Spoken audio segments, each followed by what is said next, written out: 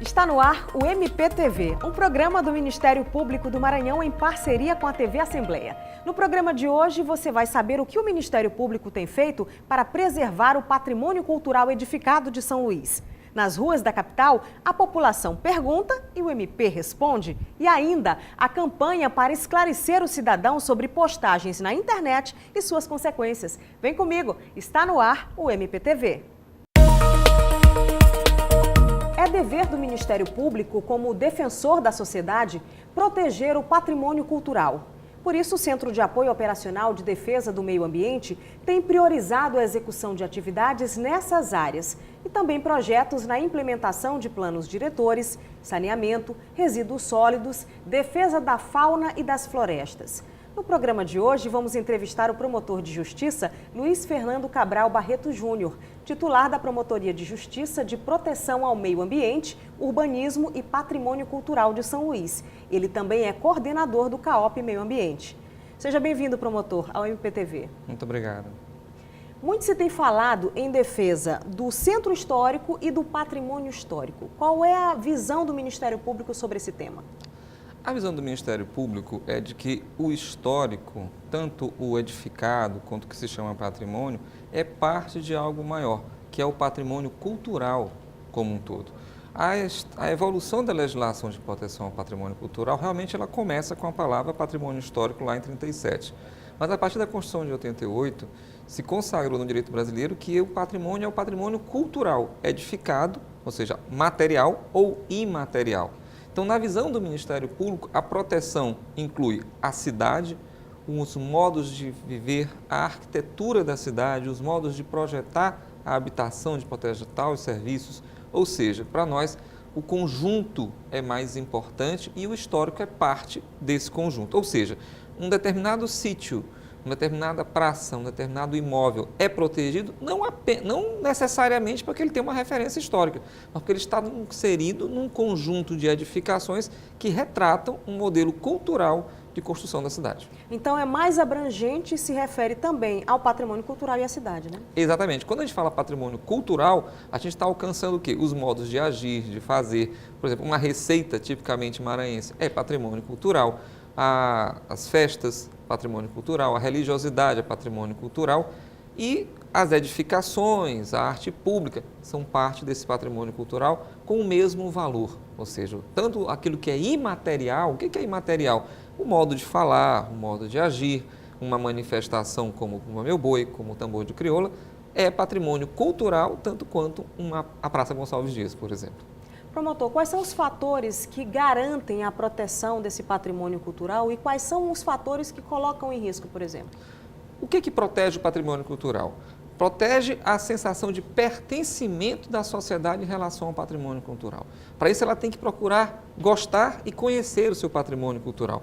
Ela tem que saber olhar para si própria, compreender que os seus valores culturais, que a sua identidade é única, é própria e que é o que lhe dá uma referência em relação a todo o mundo.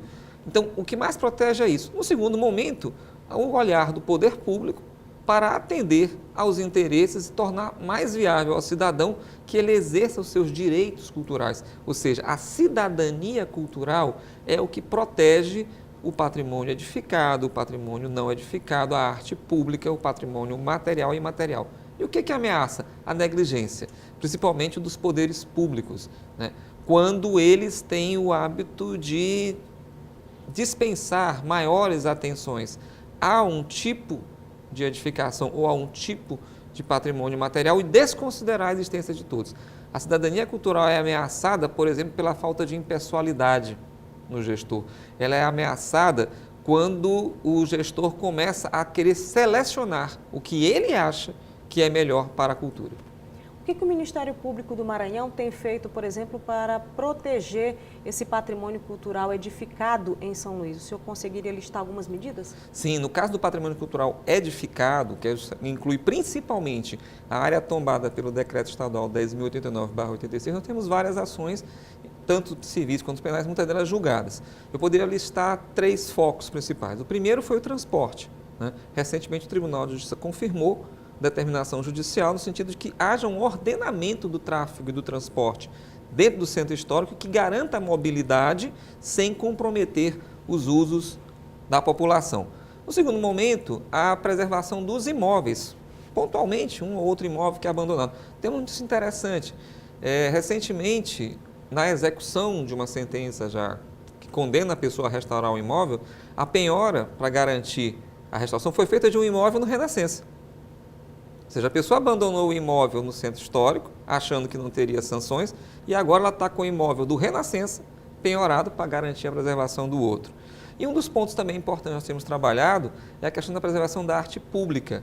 Ou seja, são as ações que são voltadas para garantir os monumentos que estão na cidade. Exemplo, a Mãe d'Água Amazonense, que agora está sendo restaurada, mas que teve uma sentença da Vara de Interesses Difusos e um acórdão confirmado pelo Tribunal de Justiça, determinando que o município faça a restauração dessa tão importante obra de arte pública, premiada nos anos 50 no Brasil.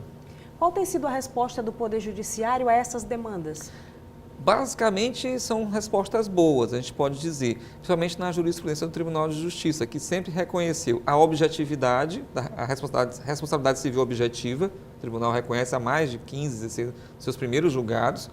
Também agora com relação ao julgamento do transporte público, né, reconhecendo que o transporte público precisa estar adaptado ao tipo de pavimento, ao tipo de construção.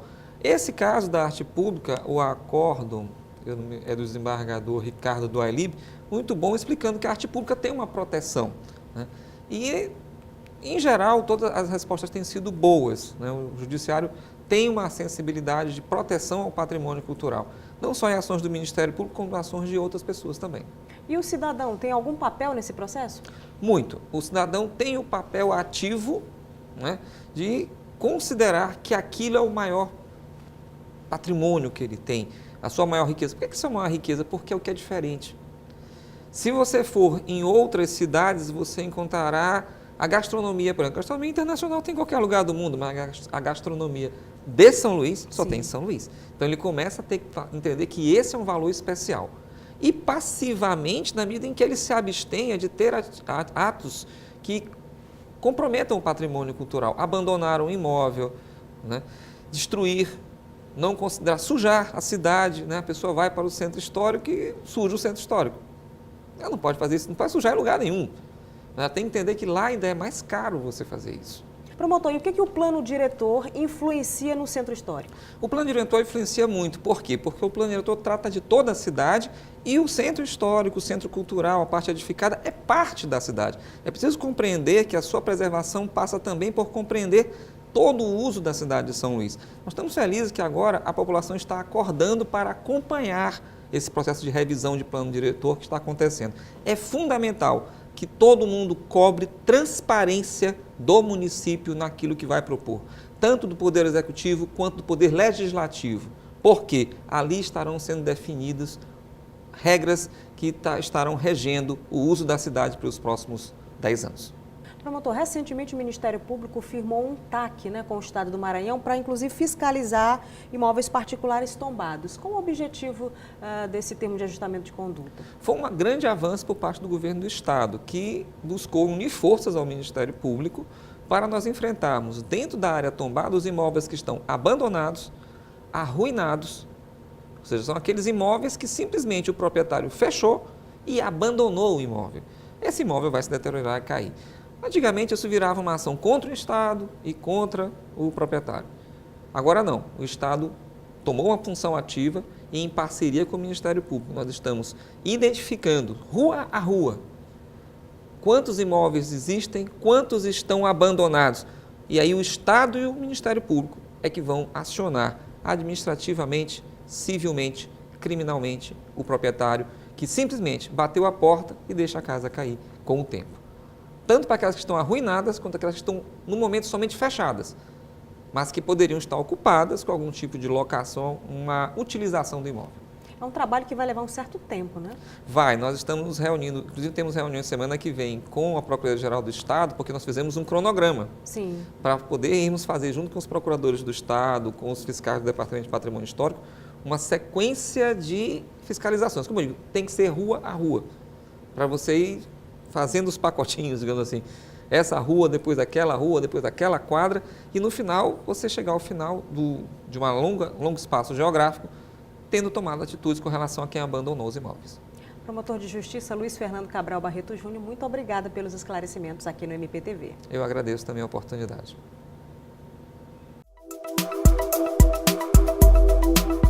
A consumação mínima em bar e restaurante é permitido por lei? Não pode. Não pode porque nós estamos falando da liberdade. Liberdade é algo que é garantido a todos os brasileiros constitucionalmente. Liberdade que é tanto do consumidor, de poder comprar o que necessita, como também dos próprios fornecedores, no que diz respeito à livre iniciativa. Portanto, consumidor, se você chegar no restaurante, você precisa estar bem informado sobre os produtos e serviços, sobre os preços, sobre todas as condições de fornecimento do serviço ou do produto que você está necessitando. E não aceite exigência de consumo mínimo. O restaurante deverá informar, ou o estabelecimento deverá informar os preços cobrados, os produtos e os serviços que serão cobrados. E você, consumidor, tem todo o direito de aceitar ou não aceitar. Vamos para um breve intervalo. No próximo bloco, você vai saber mais sobre a campanha do Ministério Público do Maranhão para esclarecer o cidadão sobre postagens na internet e suas consequências. É um instante só.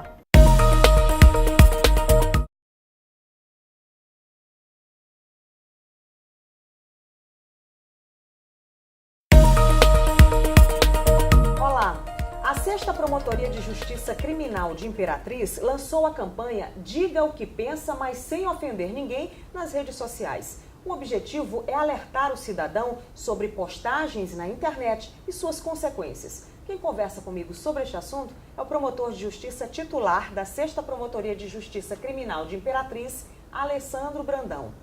Olá, promotor, seja bem-vindo ao MPTV. Como foi que surgiu a ideia dessa campanha? Bom, eu sou promotor de justiça da 6ª Promotoria Criminal de Imperatriz, que oficia perante o Juizado Especial Criminal. E todos os crimes contra a honra são processados e julgados perante o GCRIM, Juizado Criminal. E oficiando perante esse órgão, percebi um aumento ano a ano da quantidade de processos criminais por crimes praticados nas redes sociais, crimes contra a honra praticados nas redes sociais. E isso me despertou o interesse de levar essa discussão para a sociedade através de um trabalho extrajudicial, certo? Que visasse debater com a população, com a sociedade de Imperatriz, os limites, a correta compreensão da liberdade de expressão. Como é que essa campanha vem sendo desenvolvida na prática? Bom, inicialmente nós estamos apresentando esse projeto nos meios de comunicação, dando entrevistas na televisão, nas rádios, nos jornais. Nós já estamos divulgando nas próprias redes sociais material informativo sobre a campanha, já tratamos de esclarecer sobre calúnia, difamação, injúria, perfil falso nas redes sociais, os fake news, a incitação ao crime nas redes sociais, e estamos também aguardando a finalização da fanpage do projeto, que vai ser disponibilizado no site do Ministério Público. E também já estamos em diálogo com a Secretaria Municipal de Educação lá de Imperatriz, visando levar esse projeto às salas de aulas aos jovens.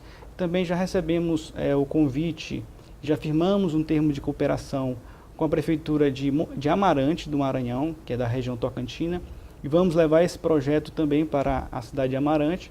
E também já recebemos o convite para fazer palestras na cidade de João Lisboa. O senhor mencionou agora há pouco que tem instruído a população a respeito das diferenças entre calúnia e difamação. Quais são os principais crimes cometidos nas redes sociais? Seria, por exemplo, a calúnia, a difamação? Sim, os principais crimes cometidos nas redes sociais ligados a essa temática do projeto, sem dúvida, são a calúnia, a difamação e a injúria. Mas também nós já deparamos com casos de perfil falso, que é um crime, falsa identidade, é um crime previsto no artigo 307 do Código Penal. As pessoas que fazem um perfil falso, se atribuindo uma identidade que não é verdadeira, com o objetivo de causar danos, ofender outras pessoas, isso é um crime previsto no Código Penal. Tem também um crime de incitação ao crime, que é muito, infelizmente, nesse período de polarização política, né, que nós estamos vivendo no Brasil, É cada vez mais comum que as pessoas usem as redes sociais e às vezes, sem perceber, acabam incentivando a prática de crimes. Isso também é um crime previsto no Código Penal e comum nas redes sociais. Era isso que eu queria lhe perguntar. Pelo seu acompanhamento a esse tipo de caso, esses tipos de crimes vêm sendo cometidos, na sua avaliação, de forma intencional, ou as pessoas podem até nem perceber que, agindo dessa forma nas redes sociais, estão cometendo um crime? Essa pergunta é interessante. Eu percebi que existem duas categorias de pessoas que são processadas por crimes contra a honra. Tem aqueles que são habituais, contumazes e até profissionais no ofício de falar mal das pessoas, das instituições. A essas pessoas, os rigores da lei. Esse projeto tem o objetivo de atingir uma segunda categoria de pessoas que eu percebo muito nos processos criminais. São aquelas pessoas que se envolvem, são processadas criminalmente pelo que falam nas redes sociais, por uma má compreensão do que é a liberdade de expressão e dos seus limites. Para essas pessoas, o Ministério Público entendeu que seria válido esse trabalho de orientação, de levar para a população, orientação inclusive de cunho jurídico, para que elas entendam que a liberdade de expressão ela é garantida, ela deve ser respeitada. Mas ela não é ilimitada. Mas ela não é ilimitada. Promotor, o direito à liberdade de expressão, como o senhor falou, é ilimitado. Essas pessoas que podem eventualmente cometer esse tipo de crime estão sujeitos a que tipo de punição? Certo. A liberdade de expressão ela é um direito, uma garantia prevista na Constituição Federal, só que nenhuma liberdade, nenhum direito, ele é absoluto, pela simples razão de que existem outros direitos, outras garantias que devem conviver em harmonia. Então, da mesma forma como a liberdade de expressão é um direito assegurado na Constituição Federal, deve ser respeitado, existem outros direitos igualmente importantes que devem também ser respeitados. É o caso do direito à honra, à privacidade, à intimidade das pessoas. Então, quando há esse choque, essa colisão entre essas garantias constitucionais, é que a pessoa pode incidir em uma figura típica, um crime previsto no Código Penal. E o crime de calúnia, por exemplo, tem a pena de até 2 anos de detenção. A difamação até 1 ano, a injúria até 6 meses, tirando as formas qualificadas que às vezes aumentam um pouco a pena. É preciso esclarecer também que não é intenção do Ministério Público limitar também essa liberdade de expressão, né? Pode ser que haja um entendimento errôneo a respeito do objetivo da campanha, né? Sem dúvida. De forma alguma foi, ou vai ser a intenção do Ministério Público patrocinar algum tipo de censura ou patrulhamento das redes sociais. Até porque o Ministério Público, como defensor da ordem jurídica, do regime democrático, tem, na verdade, que defender a liberdade de expressão, certo? O objetivo nosso é dizer para as pessoas, tanto é que o título do projeto é esse: diga o que pensa. Você deve dizer o que pensa, só que tem que tomar os cuidados para não exceder esse seu direito e incidir em crimes contra a honra das pessoas.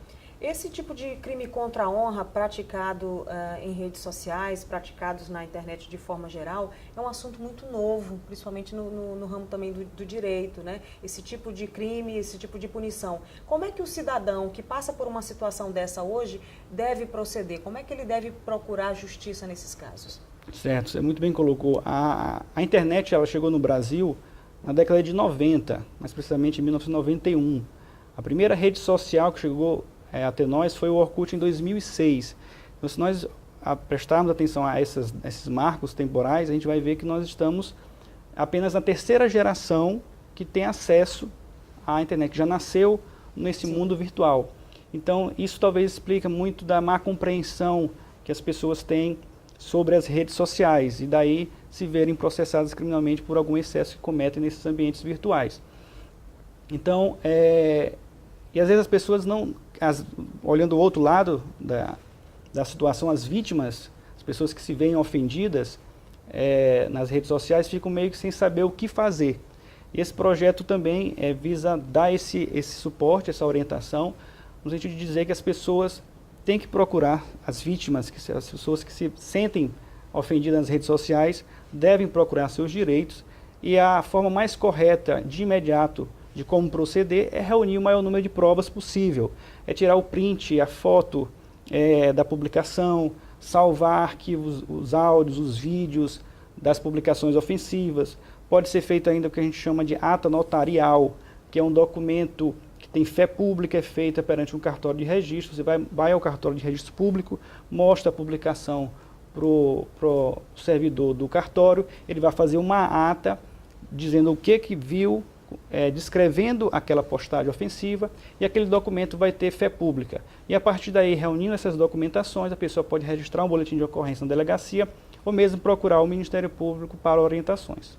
Quem comete esse tipo de crime acredita também, por exemplo, que por ter um perfil falso, né, está impune à justiça, impune de responder criminalmente por isso. Mas não é bem assim, né, promotor? Não, de fato. Existe, conforme eu falei, inclusive um crime específico chamado falsa identidade, previsto no artigo 307 do Código Penal, que justamente se enquadra nessas situações em que pessoas criam perfis fakes de redes sociais com o objetivo de caluniar, difamar e injuriar as pessoas. Então tem que se ter muito cuidado e tem que se saber ainda que toda publicação feita na internet gera um número chamado protocolo de IP. A partir daquele protocolo de IP, daquele número único para aquele acesso, para aquela publicação, é possível rastrear de onde partiu aquela publicação ofensiva. Então, isso é um outro mito que existe entre usuários de redes sociais, de que as redes sociais são espaços sem lei, são espaços que muitas das vezes é impossível se chegar à autoria de uma publicação ofensiva, e isso não é verdade, certo? Existem meios de se buscar a autoria mesmo quando feita essas postagens ofensivas por meio de perfis falsos. Então a dica é usar as redes sociais, claro, mas com muita responsabilidade. Perfeito. Como você falou no começo, não é a intenção do Ministério Público nenhum tipo de tolimento à liberdade de expressão. A gente cita inclusive a PEC 37, que foi o projeto de emenda constitucional que queria tirar do Ministério Público o poder investigatório. Sim. E isso só não foi para frente, só não foi aprovado devido ao apoio da população ao Ministério Público. Principalmente essa mobilização se deu nas redes sociais, as pessoas se manifestando contra essa emenda constitucional, se mobilizando para protestos nas ruas. Então daí você vê a importância de você usar as redes sociais para fins lícitos, para o exercício da cidadania, sem ofender a pessoa, sem prejudicar, causar danos a outras pessoas. Promotor de Justiça Alessandro Brandão, titular da 6ª Promotoria de Justiça Criminal de Imperatriz, muito obrigada pelos esclarecimentos aqui no MPTV. Eu que agradeço o espaço cedido, estou sempre à disposição. Como denunciar maus tratos na infância?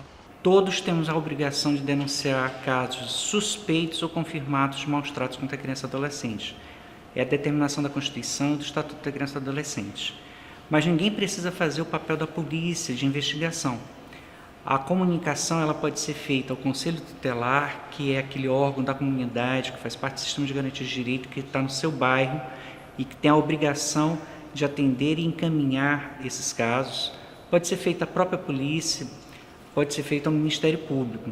Há serviços que garantem o anonimato, como o Disque 100, que funciona todos os dias, 24 horas, e que vai te dar um número para você acompanhar o desdobramento dessa denúncia.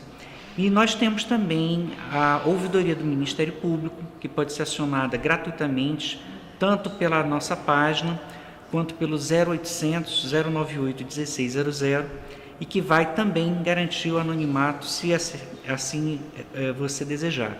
Além disso, professores e médicos, profissionais da área da educação e profissionais da área da saúde, portanto, têm a obrigação legal de fazer qualquer notificação de casos suspeitos ou confirmados de maus tratos sob pena de multa. O próprio SUS tem portarias que tratam dessa questão da notificação compulsória. E os maus tratos também devem ser comunicados à comunidade escolar, que deve ter o papel imediato de transmitir aos conselhos tutelares. Você assistiu ao MPTV, um programa do Ministério Público do Maranhão em parceria com a TV Assembleia. Você pode ficar à vontade para participar do nosso programa, com críticas e sugestões. O nosso WhatsApp é 098 991 14 6529. Fique ligado, todas as segundas-feiras, às 7h30 da noite, com reapresentação aos domingos, 1 da tarde. Até o próximo programa.